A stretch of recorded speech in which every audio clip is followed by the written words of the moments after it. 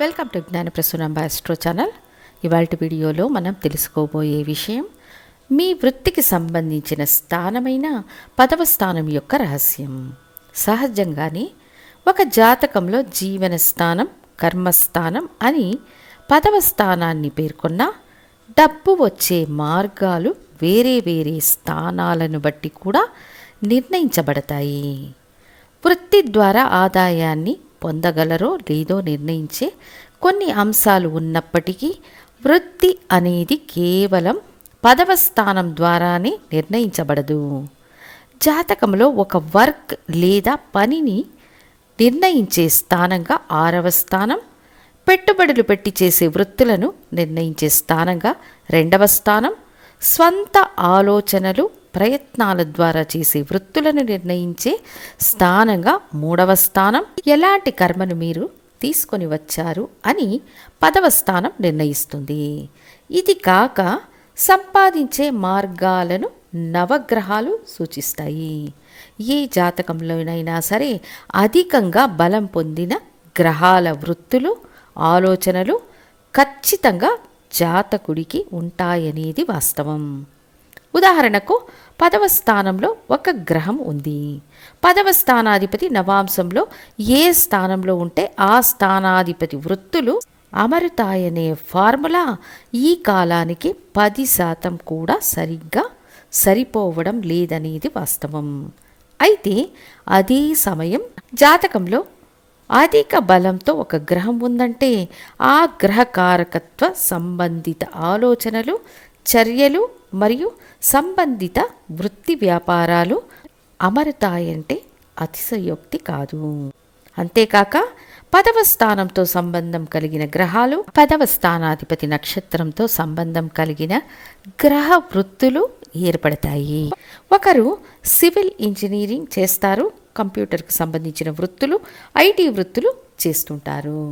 నేడు ఒకే వృత్తిలో అంటే 20 ఏళ్ళు 30 ఏళ్ళుగా అదే వృత్తిలో ఉన్న వాళ్లను చాలా తక్కువగా చూస్తుంటాము. కాబట్టి వృత్తులను మార్చుకునే వ్యవస్థ బాగా ప్రాచుర్యం పొందుతుంది. ఒక ప్రభుత్వ ఉద్యోగంలో ఉన్నవారు శాశ్వతంగా ఉంటారా అంటే వాళ్ళు కూడా 50 సంవత్సరాలకు విఆర్ఎస్ తీసుకొని ఏదైనా వ్యాపారం చేసే ఐడియాలో ఉంటారు. ఆ విధంగా చూస్తే గ్రహాలను బట్టి వ్యక్తి వృత్తి నిర్ణయించబడుతుందనడంలో సందేహం లేదు. కాబట్టి మీ జాతకంలో ఏ గ్రహం అధిక బలం కలిగి ఉంటుందో ఆ గ్రహ సంబంధిత వృత్తి మీకు అనుకూలంగా ఉంటుంది అనేది వాస్తవం.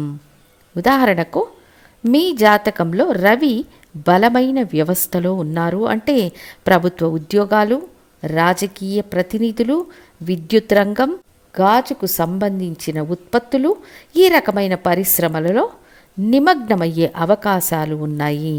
అంతేకాక తండ్రి వృత్తులను కూడా చేసే అవకాశం ఉంటుంది. ఇక చంద్రుడు మీ జాతకంలో బలమైన వ్యవస్థలో ఉన్నారు అంటే జల సంబంధిత పరిశ్రమలు, ప్రయాణ సంబంధిత పరిశ్రమలు, వ్యవసాయ రంగం, పాల ఉత్పత్తులు, ఆహార ఉత్పత్తులు, దూర ప్రయాణాల కారణంగా ఆదాయం, తెలుపు రంగు వస్తువుల అమ్మకాలు, వాటి ద్వారా లాభం ఉంటుంది. కుజుడు మీ జాతకంలో బలమైన వ్యవస్థలో ఉంటే వైద్యం, క్రీడలు, అధికార పదవులు, యూనిఫామ్ సర్వీసెస్, నిర్మాణం అంటే రియల్ ఎస్టేట్, కన్స్ట్రక్షన్ మొదలైన వాటిల్లో జయిస్తారు. బుధుడు మీ జాతకంలో బలమైన వ్యవస్థలో ఉన్నారంటే మాట ద్వారా చేసే వృత్తులు, రాజకీయ నాయకులు, లాయర్లు, జ్యోతిష్య వృత్తులు, ఆర్ట్స్, పత్రికా విభాగం, టెలికమ్యూనికేషన్స్, పోస్టల్ డిపార్ట్మెంట్ మొదలైన రంగాలలో విజయం సాధించే అవకాశాలు సహజంగానే ఉంటాయి.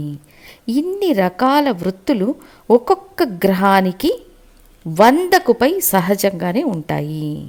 అయితే ఇందులో కూడా ఒకటికి మించిన గ్రహాల కాంబినేషన్ బలంగా ఏర్పడినప్పుడు ఒకటి కంటే ఎక్కువ వృత్తులను చేసేవారుగా మీరు ఉంటారు.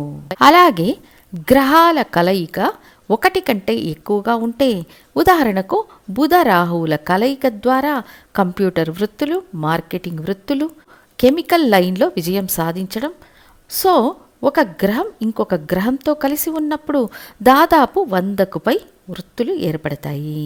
ఇక గురు భగవానుడు మీ జాతకంలో బలమైన వ్యవస్థలో ఉంటే ఎడ్యుకేషన్కు సంబంధించిన వృత్తులు, ఒక కళను ఇతరులకు నేర్పించే గురువులుగా ఉండడం మరియు నిధి నిర్వహణ, న్యాయ వ్యవస్థ మొదలైన వాటిల్లో ఉన్నత పదవులను పొందడం వంటివి ఉంటాయి. శుక్రుడు మీ జాతకంలో బలమైన వ్యవస్థలో ఉంటే కళలు, సంగీతం, నాట్యం, నాటకం, టైలరింగ్, మహిళలకు సంబంధించిన ఫ్యాషన్ ఉత్పత్తులు, ఆహార ఉత్పత్తులు, బేకరీలు, sweet shops, hotel business, hostels ఇవన్నీ శుక్రుని ఆధిక్యంలో ఉండే వృత్తులు.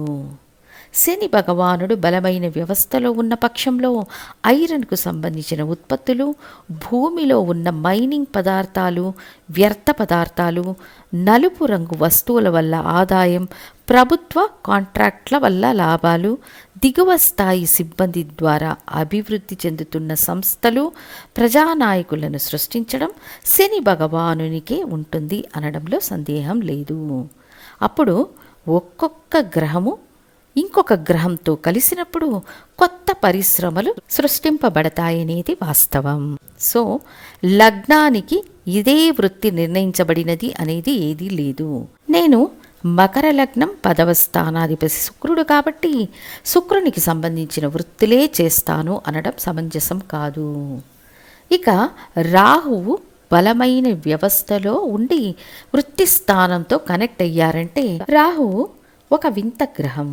రాహుకు ప్రత్యేక పరిశ్రమలనేవి ఏవీ లేవు, కానీ కెమికల్స్, పేలుడు పదార్థాలు, విదేశాలలో నివసించడం, మోసం చేసి సంపాదించడం, జూదం, షేర్ మార్కెట్, క్రిప్టో కరెన్సీ, ఇతరులకు బినామీగా ఉండడం, సీక్రెట్గా ఉన్న వాటిని కనుక్కొని చెప్పడం వంటి క్రిటికల్ వృత్తులన్నీ రాహు కంట్రోల్లో ఉంటాయి.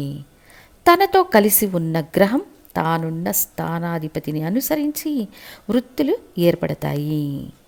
కేతువు ఒకరి జాతకంలో బలమైన వ్యవస్థలో ఉంటే మంత్రం, తంత్రం, మాంత్రికం, జ్ఞానం, జ్ఞానమార్గం, పరదేశవాసం, ప్రత్యామ్నాయ వైద్యం అంటే సిద్ధ వైద్యం, ఆయుర్వేదం, యునాని, యోగా థెరపీ వంటి రంగాలలో వృత్తులు ఏర్పడతాయి. సో పలు విధాలైన వృత్తులకు నవగ్రహాలు కారకత్వాన్ని వహిస్తాయనడం వాస్తవం. అయితే ఒకటి కంటే ఎక్కువ గ్రహాలు బలంగా ఉన్నప్పుడు వారు బలాన్ని పొందిన స్థాన ఆధారంగా స్వంత వృత్తుల, సర్వీస్ చేసే వృత్తుల అని నిర్ణయించాలి. ఉదాహరణకు ఒకరి జాతకంలో 6వ స్థానం బలంగా ఉంటే సర్వీస్ ఓరియంటెడ్గానే ఉంటారు.